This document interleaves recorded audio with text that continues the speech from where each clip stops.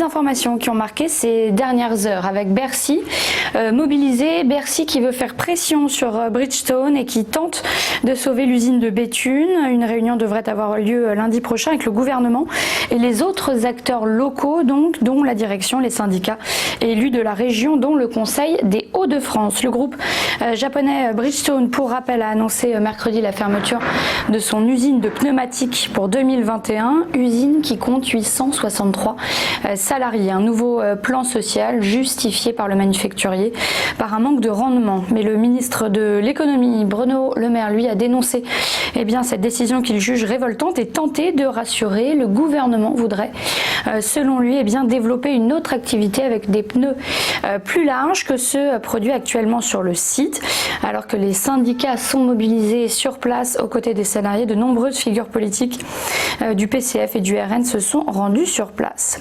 Concernant la lutte contre la fraude au chômage partiel, quelques chiffres. La ministre du Travail les a publiés hier. Ils sont finalement plutôt rassurants. 225 millions d'euros sont concernés sur les 30 milliards d'euros engagés par l'État. Alors c'est une somme énorme, mais selon le ministère, la moitié de ces 225 millions a été bloquée ou récupérée, et c'est le signe que les entrepreneurs ont été honnêtes. Les entreprises ont été honnêtes avec leur gestion de crise, puisque cette somme de 225 millions, elle représente en réalité moins de 1% des liquidités engagées par l'État. Depuis le confinement, 270 000 contrôles ont été effectués pour seulement 442 procédures pénales engagées.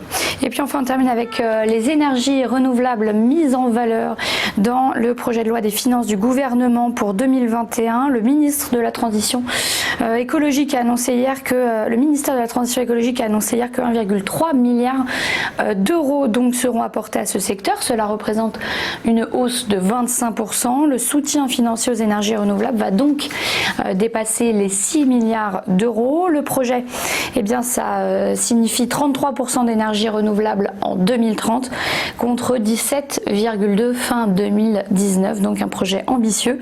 Ces efforts, ils concernent toutes les filières, aussi bien le gaz, l'électricité que la production de chaleur, précise le communiqué du ministère. Et puis enfin, rapide coup d'œil sur ce qui s'est passé hier en bourse. Les marchés européens étaient dans le rouge, mais avec des pertes finalement réduites en fin de séance. Le CAC 40 a reculé de 0,69% à 5039 points, et puis l'Eurostoxx 50 s'est replié de 0,48%.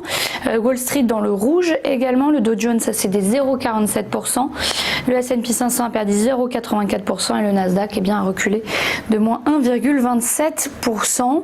Enfin, ce matin, à l'inverse, au Japon, la bourse de Tokyo a fini dans le vert avec le Nikkei qui a grappillé 0,18% et le Topix 0,51% à la veille d'un long week-end, à la veille d'un week-end de 4 jours. Restez bien avec nous, le Live Téléfinance continue.